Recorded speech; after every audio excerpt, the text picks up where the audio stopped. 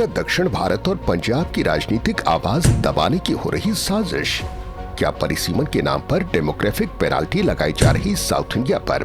क्या बढ़ती लोकसभा सीटों के सरके दक्षिण भारत की भागीदारी कम करने की साजिश चल रही है? चेन्नई में आयोजित फेयर डिलिमिटेशन बैठक में तेलंगाना के मुख्यमंत्री श्री ए रेवंत रेड्डी जी ने खुलकर अपनी बातें रखी। उन्होंने प्रधानमंत्री नरेंद्र मोदी से अपील की कि वे अटल बिहारी वाजपेयी की नीति अपनाएं और जनसंख्या के आधार पर भेदभावपूर्ण परिसीमन लागू न करें। रेवंत रेड्डी ने अपने संबोधन में कहा, लोकसभा सीटें मत बढ़ाइए, राज्यों के भीतर परिसीमन करिए। 1976 में प्रधानमंत्री इंदिरा गांधी ने बिना सीटें बढ़ाए परिसीमन किया।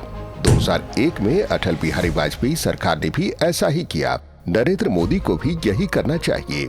लोकसभा सीटों की संख्या न बढ़ाएं। अगर बीजेपी जनसंख्या के आधार पर परिसीमन करती है तो दक्षिण भारत की राजनीतिक शक्ति खत्म हो जाएगी, उत्तर भारत हावी हो जाएगा, दक्षिण को द्वितीय श्रेणी का बना दिया जाएगा।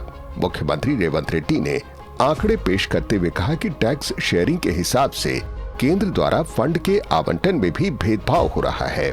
दक्षिण के मुकाबले बिहार और अन्य बीमारू राज्यों को केंद्र से उनके अंशदान के मुकाबले कई गुना अधिक फंड मिल रहे हैं।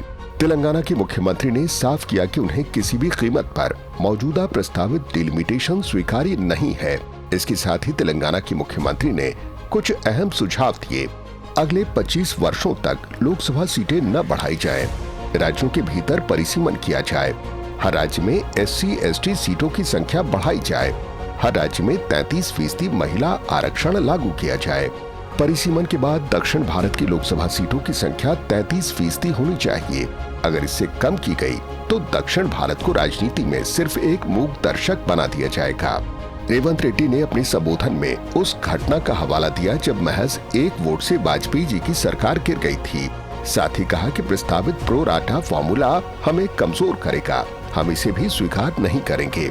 साथ ही तेलंगाना के मुख्यमंत्री ने ऐलान किया कि फेयर डिलिमिटेशन पर अगली अहम बैठक हैदराबाद में होगी।